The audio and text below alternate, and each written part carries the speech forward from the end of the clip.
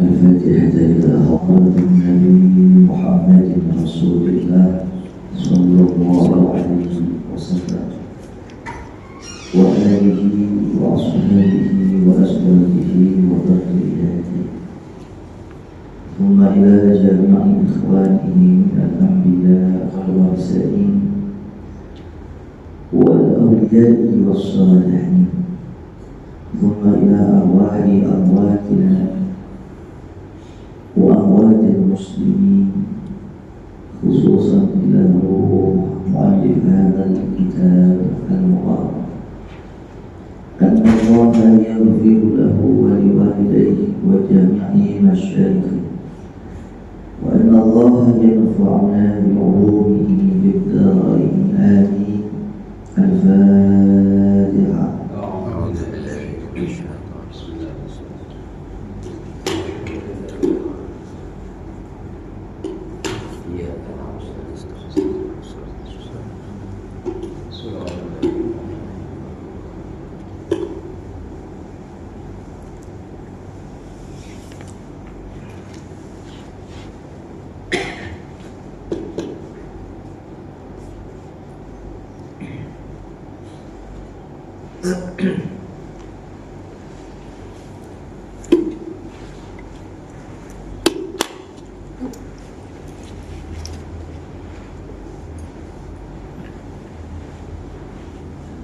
Bismillah walhamdulillah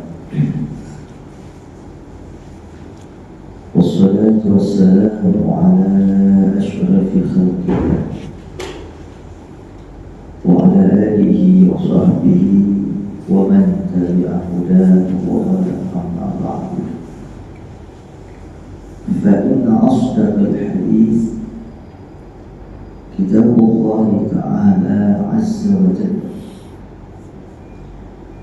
وخير الهدي هدي سيدنا محمد رسول الله صلى الله عليه وسلم شر الأمور محدثاتها وكل محدثة بدعة وكل بدعة ضلالة وكل ضلالة في النار. وبالسند المتصل إلى الإمام المؤلف رحمه الله تعالى وأدام النفع بعلومه في الدارين. Para jamaah yang dimuliakan Allah, mari kita lanjutkan kajian kita hadis yang ke-11. Bismillahirrahmanirrahim.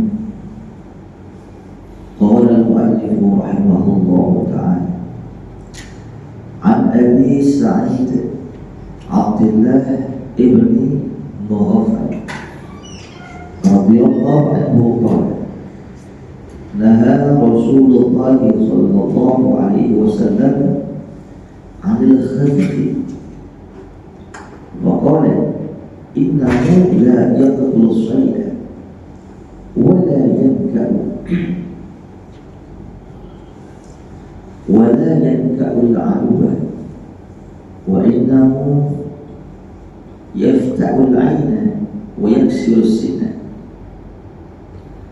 Dari sahabat Abu Sa'id Abdullah bin Mughaffal radhiyallahu anhu, semoga Allah ridho kepada beliau, ia berkata, Naha Rasulullah sallallahu alaihi wasallam, telah bersabda Rasulullah sallallahu alaihi wasallam, anil khazfi, dari main ketapil. Ketapil itu apa namanya? Tapel.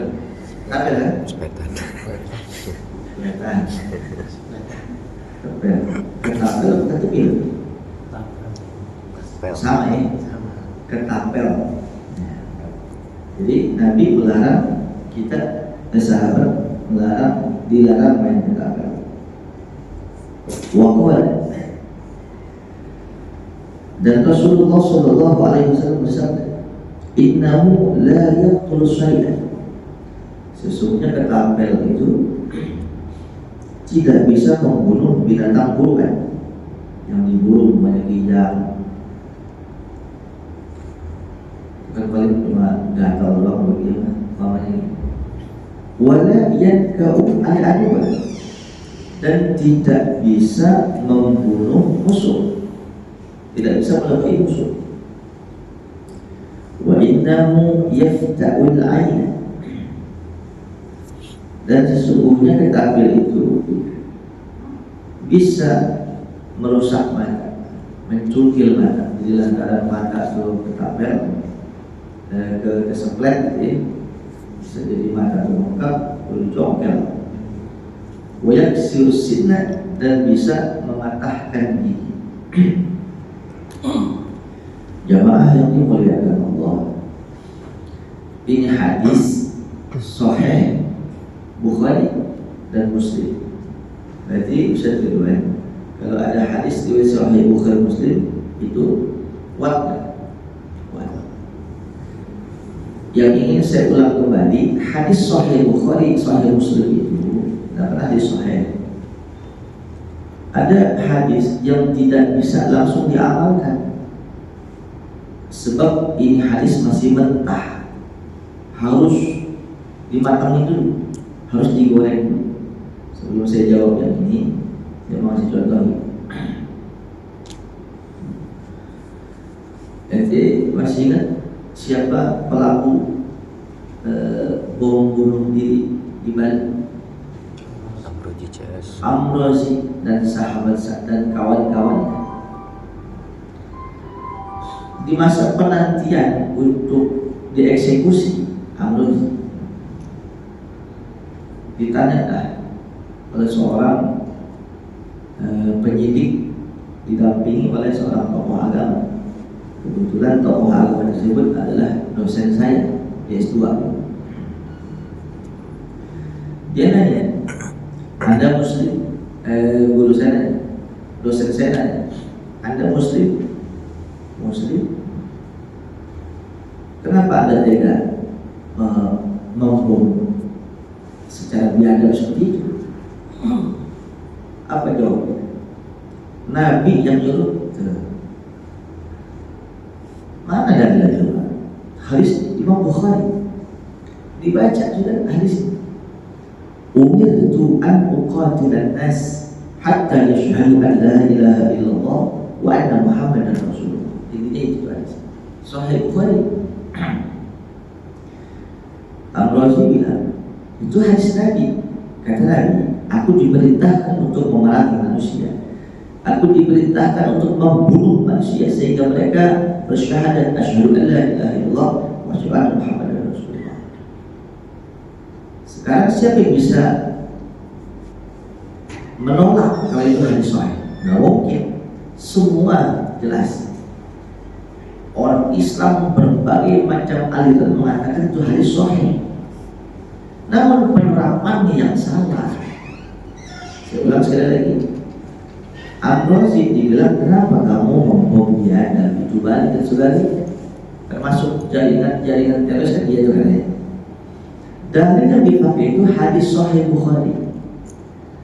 Kalau kita artikan, Nabi bersabda, saya ini diperintah sama Allah untuk membunuh manusia sehingga mereka masuk Islam. Kan sehingga mereka mengatakan asyhadu an la ilaha illallah wa asyhadu anna Muhammadan Rasulullah, itu kan arti Islam, password Islam, itu kan syahadat. Aku diperintahkan untuk membunuh manusia sehingga mereka masuk Islam. Itu hadisnya sahih. Nah, ini yang saya di program doktor mengambil salah satu spesialisasi kajian ilmu Al-Quran dan tafsir plus hadis. Rupanya hadis sahih itu tidak bisa, ada beberapa hadis sahih yang tidak bisa langsung kita konsumsi, harus ada pematangan. Nah, antaranya ini. Tapi sebelum ke sini saya mau ngasih analogi, itu salah satu hadis. Kalau dibilang hadis itu sahih, siapa sih sebagai satu dalil untuk membunuh orang? Tapi kalau dibilang salah, oh jelas salah, karena Nabi tidak pernah mengajarkan hal seperti itu. Oh, makanya yang salah Amrozi itu nggak ada ilmu pendukung. Salah satu ilmu pendukung untuk mematangkan satu hadis adalah asbabul wurud. Apa itu asbabul wurud? Kronologis adanya hadis tersebut. Jadi sebelum Rasulullah mengatakan bersabda seperti itu, ada dua peristiwa yang terjadi yang mengganggu stabilitas ekonomi, stabilitas agama dan politik. Di antaranya, ketika Nabi masih itu pada zaman itu ya, ada seorang munafik yang namanya Musailamah. Musailamah ini dia mengaku menjadi nabi. Kalau bahasa kita nabi palsu. Jadi zaman Nabi Muhammad nabi palsu udah ada. Apalagi ini hari, jangan heran. Yang terpenting kita jangan ikut-ikutan. Zaman Nabi palsu udah ada. Apalagi ini hari. Kita tidak kembali itu ada Nabi ngakunya Nabi, namanya Tukimin. Benar maksudnya bohong. Ya. Kan sejarah kan. Nah, mantan tukang cukur, dia wirid dapat wahyu. Tukimin. Nah, kalau kita ngaji dalam literatur Ahlus Jamaah kan kita sepakat la nabiyya ba'di, tidak ada nabi setelah Nabi Muhammad. Khatamun nabi, nabi penutup. Berarti Ahlus Jamaah kalau ada nabi lagi setelah Nabi Muhammad, kita wajib ingkar. Wajib ingkar. Wajib. Salah. Kita wajib ingkar enggak? Wajib. Tukimin ngaku jadi nabi. Wajib ingkar enggak? Wajib. Pengikutnya ada aja. Asal sakit saya sembuh, ya kan? Diusap sembuh, disuruh panggil luhur macam-macam. Wajib kita ingat. Nabi palsu zaman Nabi udah ada, apalagi ini hari mungkin banyak ya. Lagi yang saya lagi mikir gitu, bagaimana selawat yang menjadi. Allahumma shalli ala sayyidina Muhammad. Wibawa nama Muhammad itu langit dan bumi semesta alam berzikir. Ada sense of love. Shalli ala Muhammad, cakap. Shalli wa sallim daiman ala mada. Kan kada enak. Shalli wa sallim daiman ala tukimin, ya kada enak. Assalamualaikum. Kepada Bu Dokter, saudara yang saya muliakan, nih kita balik lagi kan. Zaman Nabi Muhammad itu ada nabi palsu namanya Musailamah. Intinya begitulah ya, panjang air putih ulang ya. Pokoknya nabi palsu lah. Al-Kadzdzab, Musailamah yang tukang bohong. Saya sempat dia bikin surat Al-Fil, kan sudah bahas di sini. Yang kedua, ada golongan ahlul kitab, orang-orang Yahudi, orang Nasrani masuk Islam pada zaman itu. Mereka taat, tapi sebagian kalau sholat dia sholat, puasa dia puasa, haji dia tilu haji. Jakarta Semarang, Mekah Madinah kan segitu. Zakat fitrah kecil, dibang 3,5 liter. Ada zakat jamaah, zakat mal, zakat macam-macam. Contoh zakat mal. Zakat mal itu ukurannya rubu'ul usyri, 2,5% dari total harta kekayaan kita. Minimal kita punya uang seukuran emas 86 gram. 1 gramnya berapa Bu Dokter? Gue nyawa ini. Enggak ada. Oh enggak ada. Itu nyawa siapa itu? Makan kali. Kubidan ada juga. Udah ada ya. Umpamanya 1 gram itu umpama 1 juta. Nanti baru beli emas bini di 1,3. 2,3. Satu. Wih, nih contoh nih laki cinta istri. Mana sih 1,3 nih? Iya. Gua mana 1,5 nih? Gila. 1,3. Ini biar gampang hitungnya nih ya. 1 juta ada umpamanya. Kalau ente punya emas 86 gram, berarti sejuta kan kali 86. Nah sekarang 1.300.000 kali 86 gram. Umpama kan belum sampai 100 juta ya. Ente punya uang nih di atas 100 juta, maka diwajibkan setiap tahunnya bayar 2,5%. Nanti kalau 100 juta 2,5%-nya 2.500.000, ya kan? Kalau ente punya uang 200 juta ya kali aja. Ente punya uang 1 miliar, berarti setiap tahunnya 25 juta ya akumulasinya. Nah ini orang-orang Israel Ahlul Kitab masuk Islam, rupanya salah satu tujuannya karena mereka melihat ekspansi umat Islam meluas, kekuatan umat Islam luar biasa, jadi masuk Islam agar dibeki, jadi musuhin, kira-kira begitu. Namun dalam ibadah itu ada istilah dalam Al-Quran, udkhulu fis silmi kafah, masuklah ajaran Islam secara menyeluruh, jangan satu kaki. Ini sholat, puasa, zakat fitrah, haji, bisa macam-macam. Zakat mal kalau mau, ini gak apa namanya. Apa sih waktu? Kalau timbang 100 juta dikali 2,5%, 700 aja. Tapi itu yang masuk itu para bangsawan, negarawan masuk Islam, yang hartanya mungkin ratusan miliar. Kalau 1 miliar per tahun 25 juta, bagaimana 100 miliar? Bagaimana triliunan? Dia masuk Islam. Kalau bayar zakat mal, berarti kalau ada orang masuk Islam tidak kafah, ada orang masuk Islam tidak menyeluruh, artinya sholat, puasa, zakat mal atau dikerjain, itu bukan Islam. Maka kata Allah, perangi orang itu sehingga mereka mengatakan syahadatain, dia mengatakan asyhadu alla ilaha illallah sampai semuanya, arti dia masuk Islam.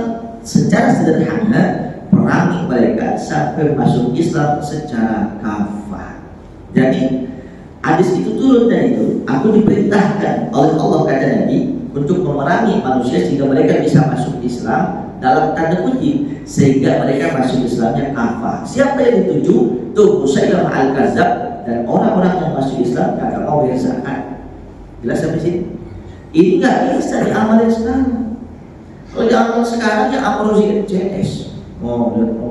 Barito ya, bom benar-benar bom, balik bom, kan kacau. Termasuk ini video pun dipotong-potong ya urusan.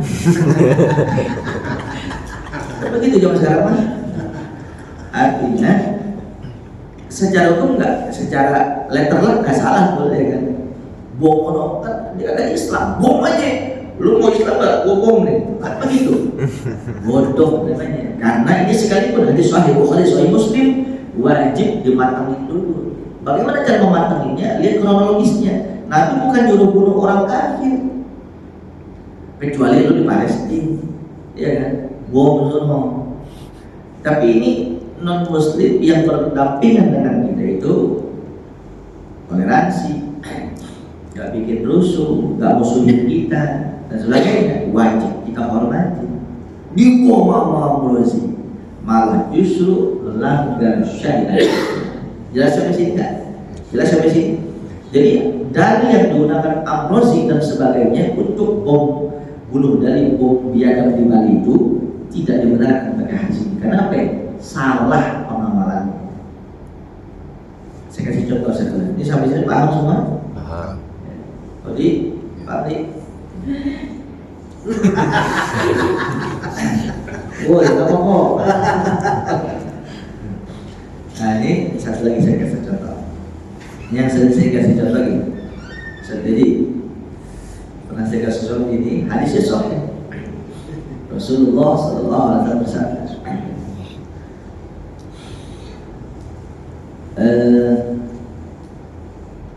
Iza qadaitumul hajah fala tastaqbilul qiblah wa la tastadbiruha walakin asyarriqu wa gharribu. Ini hadis sahih ini Ustaz Ridwan. Sahih ini pun hadisnya.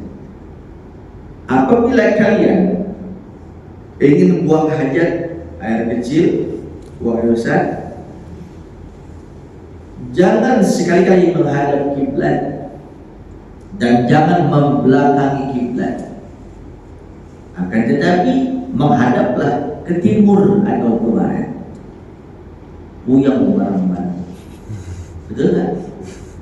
Nabi katanya kalau kita buang air besar, buang air kecil, jangan menghadap kiblat, jangan belakangin kiblat. Ngadap kiblat kan ke barat, belakangnya ke timur. Akan tetapi kata Nabi menghadaplah kalau lagi kencing, lagi buang besar, ke barat atau ke timur. Waduh, bahaya ini. Soalnya wajar mereka. Kenapa? Kok bisa begitu? Nah, ini coba tuh. Gua sama nih. Lo mau sakti, lo artiin. Bagaimana begini? Jadi kata begini. Ini memang salah cetak. Dikata salah cetak. Gigi lo bergerak, salah cetak. Lo nya kagak ngaji namanya. Ini yang disebut hadis sahih ghairu ma'qul. Hadis sahih yang tidak bisa langsung diamalkan. Kalau kita ngamalin, berarti malah justru nabrak. Kalau mau kencing, mau buang air besar, jangan ngadep kiblat kemana? Jangan belakangin kiblat. Belakangin kiblat kemana? Akan tetapi kata Nabi, kalau mau buang hajat, ngadepnya ke barat, kalau ke timur. Lah bagaimana sih urusan? Ada lagi yang bilang nih, Nabi kayaknya lagi puyeng. Lu nya bego, oh Nabi puyeng. Rupanya kembali lagi untuk mematangkan hadis ini ada ilmu asbabul wurud. Kayak itu saya bahas di sini 13 kali. Kalau pada lupa mikirin utang. Nabi ketika berujar seperti ini Pak, Nabi adanya di kota Madinah. Madinah itu sebelah utaranya Mekah. Jadi kalau orang Indonesia, Asia Tenggara, Filipina, Jepang, Bangkok, Thailand, Malaysia, kalau arah kiblatnya ke barat. Lah orang-orang Madinah tuh di utara, mereka nggak ke barat malah nyerong. Mereka ke barat karena Mekah di selatan mereka, mereka di utara karena Mekah di selatannya kota Madinah, maka yang orang utara sholatnya menghadap selatan. Ini kan barat sono, sama timur, utara sono kan. Oh di sono itu, umpama di sono itu Madinah. Kalau kita di sono tempat ibu-ibu itu Indonesia. Ini saya nih Mekah nih. Bapak itu, ya ini saya Mekah nih. Kita Indonesia di situ di tempat ibu-ibu. Sholat kembali, nyerong dikit barat, betul nggak? Lah orang Madinah itu di sono, di Mekah, Madinah di sono. Jadi kalau dia ke barat mungkin mabak mawar. Makanya orang utara sholatnya ada kemana? Jelas? Berarti orang Madinah kiblatnya ke selatan kan? Kalau membelakangi kiblat berarti dia ke arah utara. Yang kagak ngadep kiblat bagi orang Madinah, yang nggak ngebelakangi kiblat, yang nggak menghadap kiblat, dia barat kan? Timur. Paham? Ini hadis macam ini. Banyak sekali sudah. Nah hadis ini Nabi melarang kita main ketapel.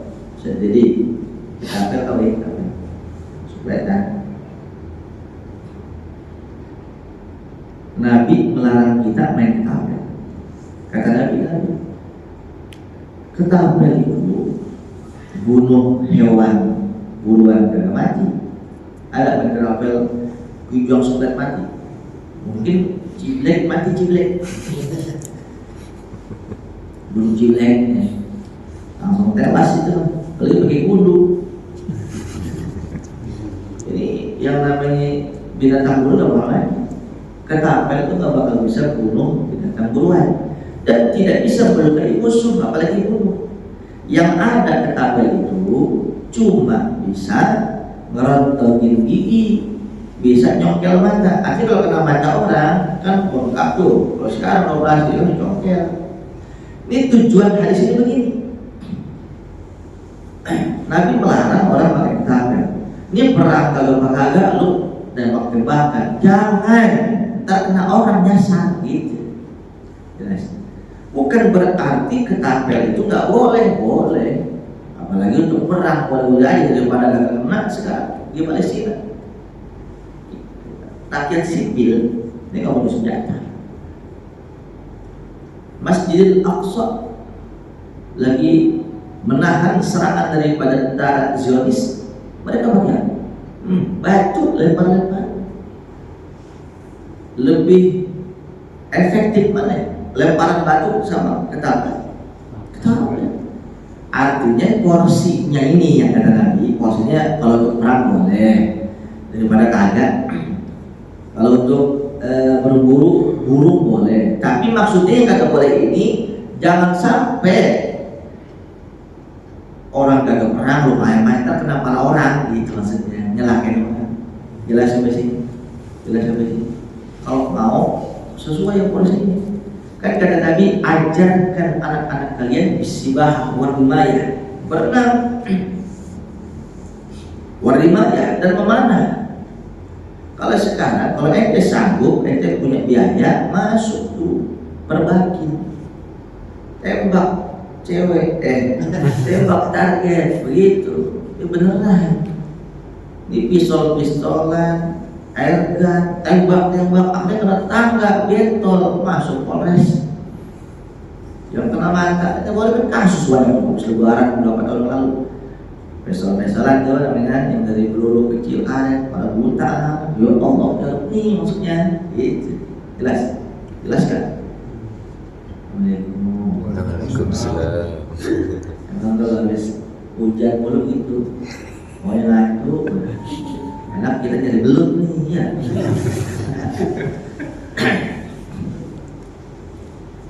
Nah selanjutnya, jadi kalau main ketapel, kalau ada tujuan boleh nggak? Boleh. Tapi memang begini, kemarin tuh ada yang lain. Kalau kita nembak binatang buruan, akan kijak gitu, kita tembak ke binatang buruan. Tujuannya apa? Untuk kita konsumsi itu daging kijang atau sebagainya. Kita konsumsi itu daging binatang buruan, tapi caranya bukan disembelih, kita tembak. Halal nggak tuh kita makan itu daging binatang buruan? Apa ada teknisnya? Sebelum mana? Sebelum nembak, maka ucapkan Bismillahirrahmanirrahim. Niat kita bukan untuk nyeksa binatang, tapi untuk memburu. Kalau untuk memburu pasti ada tujuannya, konsumsi dan sebagainya, kan gitu kan? Betul nggak? Bazir. Begitu kita panah, itu binatang buruan sempat lari kemana-mana, kita cari barang 1,5 jam, kan lama. Kita temukan udah mati, maka halal darahnya, halal dagingnya. Lain halnya ketika kita panah, kita tembak itu kijang, diam di tempat, kelojotan. Nah ini bahasa kelojotan tuh namanya hayatun mustaqirrah, sisa kehidupan sekarat dan sekarang. Nah kalau kita dapati itu binatang buruan seperti itu, maka wajiblah kita sembelih lehernya. Jelas? Sembelih lehernya agar dia berbagi, gampang ini. Caranya begitu. Jamaah yang dimuliakan Allah. Sekarang judulnya berburu apa ya? Cicak diburu, belum diseplet, dikasih sabun colek, elit di militer. Karena makan cicak tuh, cilat. Dosa ini mah haram hukumnya, haram. Tapi kan kalau kata engkong lu siapa? Orang Haji Mugeni, orang mana? Pokoknya ketemu saya juga dah. Emang apa? Bunuh cicak itu ibadah, pahala umot. Bunuh cicak ibadah. Jadi mana dalilnya? Ustaz, ibu juga tahu itu Israiliyah, berasal dari orang-orang Israel. Dulunya begini Nabi Ibrahim dibakar dengan Namrud. Kodok dia ambil air untuk bantu Nabi Ibrahim biar tuh api padam. Di tengah jalan kaki cicak, ya dong kodok, lu mau kemana pergi? Lu mau belah mana lu? Air lu dikit, gak bisa ngancurin, gak bisa madamin itu api, cuma lu bodo amat. Gue tahu ini air di tembok gue gak bakal bisa madamin itu api yang besar, tapi yang gue lakuin, gue udah bantu Nabi gue cinta sama Nabi. Lu apaan? Bantu kagak? Langsung pergi lu, kata cicak. Ditiup sama cicak. Gengsi sama kodok. Itu cicak, niap tuh. Ambil aja Nabi, biar gede. Jadi cicak dianggap sosok binatang yang memusuhi Nabi sehingga layak dibunuh. Ini hadisnya nggak ada. Israiliyat berasal dari cerita bangsa Bani Israel. Katakan dongeng pokoknya. Sekalipun betul umpama sekalipun betul hadis, yang salah itu cicak yang dulu engkong-engkongnya. Sekarang tuh cicak, ada cicak di kamar kita. Orang habis lagi ngomel bininya diam ya. Sama colek, malah film-film tewas gitu. Itu cicak soleh, apa sebabnya? Ada di majelis taklim, ada di langgar, ada di masjid. Itu kan cicak soleh namanya. Ada yang namanya soleh, mancing mulu katanya. Nggak soleh, bukan soleh sini bukan. Berarti kalau kita bunuh cicak sekarang itu karena ada pahala ibadah, bener nggak? Enggak. Iya nggak bener. Jelas. Ini kadang masuk dalam mentah-mentah. Saya mau kasih tahu ini. Istilah Israiliyat itu Ustaz duluan. Israiliyat kata Israel. Kabar burung Bani Israel itu Israiliyat namanya. Israel itu ahlul kitab, Yahudi, Nasrani masuk Islam zaman dulu. Ini ada syariat yang dibawa nih sama orang Israel ke Islam, yang orang Islam sahabat Nabi belum paham apa iya. Jajarannya begini jajarannya. Israel masuk Islam nih, ngomong ke sahabatnya, ini kan mu'alaf namanya. Iya mu'alaf secara hukum syariat Islam Muhammad. Bani Israel ya Islam juga, Islamnya Nabi Isa, Nabi Musa. Kata mereka, kalau di agama gua, suami yang suka menjimat istrinya dari jalur belakang, doggy style kalau bahasa kita, baik-baik kalau dapat anak, mohon maaf, anaknya kalau gak buta picit, wah sahabat merinding, gak mati, gua sering begitu tuh. Iya ya. Dia danger nih sahabat nih. Sebab dikata bohong, emang dulu sebelum Nabi Muhammad duluan syariati ya gitu. Gimana urusannya? Akhirnya tuh sahabat nanya sama Nabi, ya Rasulullah, emang betul ya kalau ada suami menjimat istrinya lewat jalur belakang, itu ntar anaknya buta kalau nggak bisa, nggak bisa senyum. Kalau bahasa kita buatan aja loh. Kata siapa? Nih, Jupri. Bawahnya nih. Ini CS kan. Karakter Nabi itu wa ma yantiqu 'anil hawa in huwa illa wahyuha. Nabi itu tidak pernah berujar satu kata kecuali nunggu wahyu. Berarti yang keluar daripada lisan itu adalah bimbingan Allah. Sehingga Allah turunkan ayat di dalam Al-Quran, nisa'ukum harfun lakum fa'tu harthakum anna syi'tum. Ini Quran untuk menjawab pertanyaan si Israel.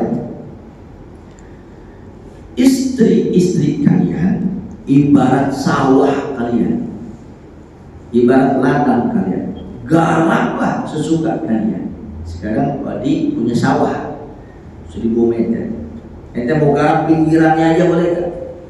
Ya, sawah gua kok bisa penuh jadi.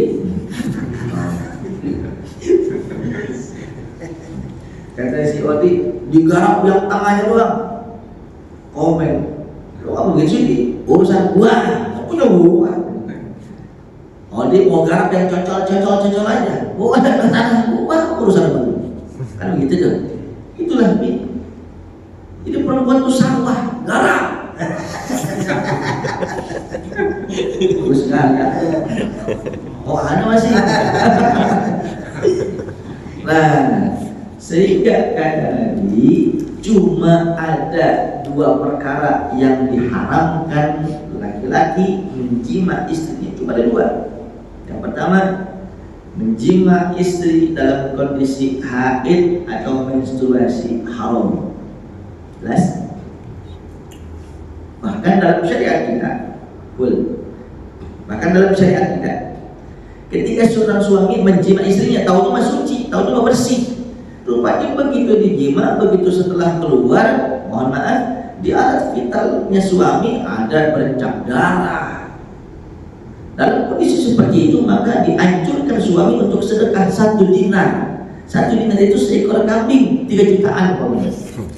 Lah, nama Israel. Dikatakan bohong kali.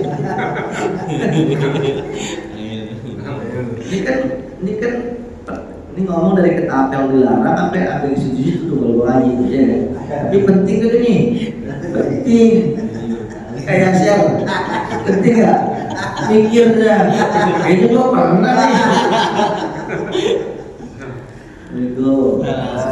Itu boleh cari literatur, boleh tanya sama ustaz yang lain.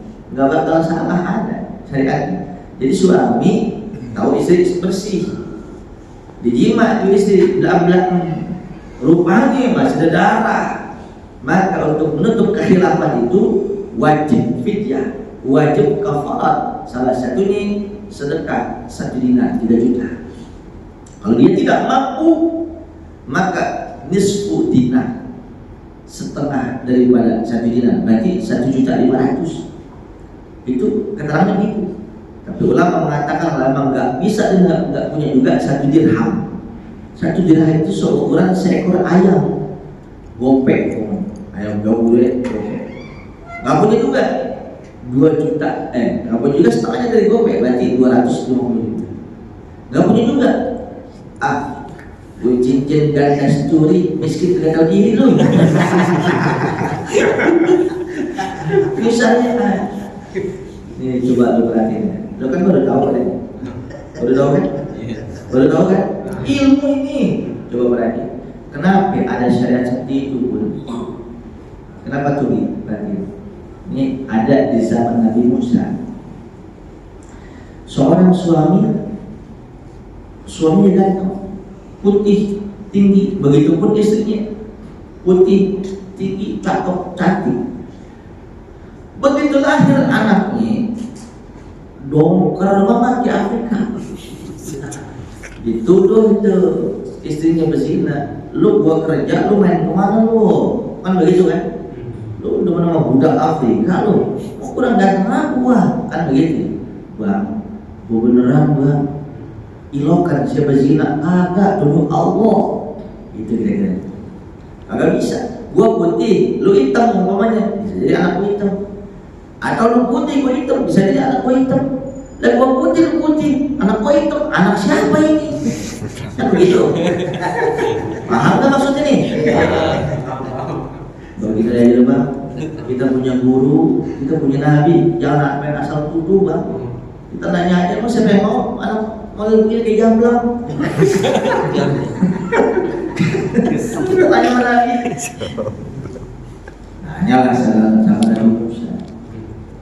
Sama karakter Nabi kan bisa langsung jawab. Istikharah, mohon petunjuk Allah. Kesimpulannya turun wahyu untuk menjelaskan kalau ini istrimu sah dan solehah, wanita terjaga, tidak pernah. Jangankan berzina, bersentuhan dengan laki-laki bukan mahram tidak pernah. Dan ini anakmu yang hitam ini putih giginya bukan anak orang lain. Ini adalah darah daging muslim. Ini kalau pada Nabi Musa dibunuh untuk ini DNA belum ada. Akhirnya dia ngaku salah. Tapi kalau boleh saya nanya, ya Rasulullah, silakan. Saya putih, ini putih nggak jadi hitam ya Rasul? Kan nggak masuk akal. Apa kata Nabi Musa? Aku tanya kepada, pernah gak kau jima istriku dalam kondisi menstruasi? Nggak pernah ya Rasul. Ini jawab, pernah bang 2 kali. Ini kalau yang begini nih, tuh omongan laki apa bini dibenerin mana? Ini malah yang ngangkang lah. Kagak benerin, dia berasa. Kata lakinya kagak pernah. Bininya bilang, pernah 2 kali abang ranjang saya. Orang lagi mens, ini hukuman menjima istrimu dalam kondisi menstruasi. Anaknya dulu, itu masih penting. Ada disabilitas, ada yang keterbatasan fisik, masih penting begini normal, cuma sekedar kulitnya doang, makanya godong apa rumah. Jelas. Nih saya Islam, istri lagi mens yang dihajar, itu hukumannya nauzubillah, lagi kotor, lagi najis, nggak sengaja syariat Islam, nggak sengaja. Khawatirnya tuh bakal jadi anak atau lu nggak taubat, sedekah nolak bala. Seandainya jadi anak nggak bakal begitu, itu maksudnya. Waduh, kan saya nggak jadi anak faktanya kemarin, tapi sekarang ini menstruasi lagi. Yang namanya dilarang dalam agama bisa jadi nanti ada sial, ada apa, kecelakaan, tolak bala dan sedekah. Saya ada Muhammad. Kalau gua bohong sama berbeda bareng-bareng. Waduh, oh kan. Ini untuk memberikan satu gambaran benar, jelas, kalau tahu kan, tuh dari sopletan sampai haid. Jamaah yang dimuliakan Allah. Ini, jadi yang dibetulkan kata Nabi, cuma ada 2 perkara yang diharamkan suami menjima istrinya. Istri lagi haid. Yang kedua, suami menjima istri dari belakang haram, tapi masuknya ke dubur. Sodomi kalau bahasa kita. Jelas? Sekalipun istri sendiri disodomi haram, cuma 2. Berarti kata itu Israel, kalau kita menjima istri dari jalur belakang masuknya ke alat vital perempuan, vagina, dan dia punya anak, katanya buta atau becek, tidak benar. Karena cuma 2 yang dilarang dalam agama kita, istri haid dijima atau menjima istri dari dubur. Berarti kalau bukan dubur, dari belakang masuknya ke alat vital perempuan juga, bahkan menjadi anak, dibolehkan dan tidak ada masalah seperti itu. Intinya lanjutkan.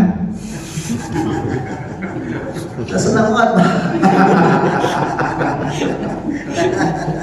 Bulan Jumat lagi. Ini kan ngomong hukum, jelas gak? Nah makanya Nabi setelah itu bersabda, "Idza qala lakum ahlul kitab, fala tusaddiqu wa la tukadzibu." Kalau ahlul kitab, orang-orang Israel masuk Islam, kata Nabi, omongan mereka apapun itu, maksud tentang syariat kayak tadi itu, jangan kalian dustakan dan jangan kalian benarkan. Fala tusaddiqu, jangan dibenerin, wala tukadzibu, jangan didustakan. Artinya apa ya? Jangan dibenerin, jangan juga ditolak. Walakin qulu amanna. Akan tapi berkatalah kamu beriman. Jadi dibenerin jangan disalahin, khawatirnya itu benar, gitu maksudnya. Nah hal-hal seperti itu kan masih ada Nabi Muhammad. Tadi itu apa benar? Tanya sama Nabi. Sekarang Nabi kagak ada. Ngaji enggak, mancing giroh banget, sholat kagak, dengar azan kemanasan, asal dekat usaha ada di dekat kunyuk. Mau dapat kehidupan berkah dari mana? Begitu. Itu udah tahu judul kagak pun, tapi kan kagak pakai gaplek. Kan pakai dikata judul pakai gaplek kan? Kan judul, kan? Sama juga WA, nggak boleh. Itu udah fakta. Apalagi pemerintah melarang secara hukum haram, dilarang secara agama haram. Cianjur deh, hancur semua. Keluarga banyak yang hancur antara suaminya judul nggak pernah mana pinjol nggak bisa bayar benjol. Ya ibu ini pada nuntut cerai. Itu Cianjur 3 bulan lalu janda 1.500 orang kan sayang.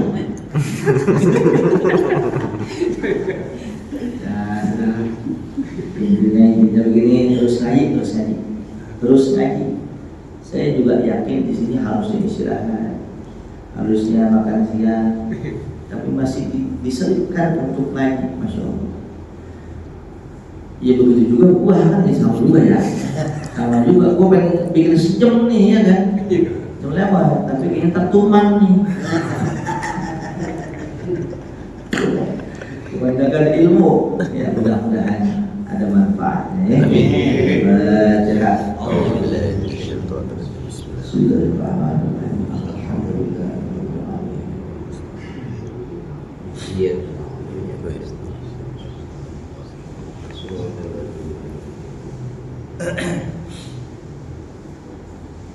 Bismillahirrahmanirrahim.